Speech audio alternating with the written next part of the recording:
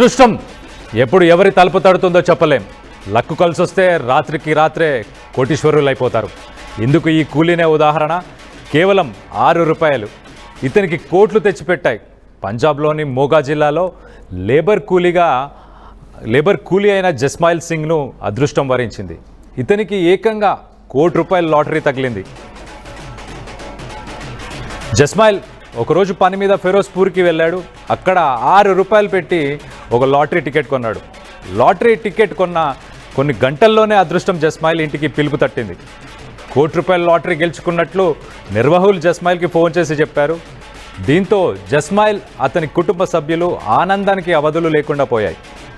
అతని ఇంటి వద్ద వేడుకలతో సందడి వాతావరణం నెలకొంది. ఇక వచ్చిన సొమ్ముతో తనకున్న అప్పులు తీర్చుకుంటానని జస్మైల్ దంపతులు సంతోషం వ్యక్తం చేశారు. పిల్లలకు మంచి భవిష్యత్తును ఇస్తానని చెప్పి కూడా ఆయన తెలిపారు. తమ జీవితంలో ఇలాంటి రోజు ఒకటి వస్తుందని ఎప్పుడూ ఊహించలేదని భావోద్వేగానికి లోనయ్యారు.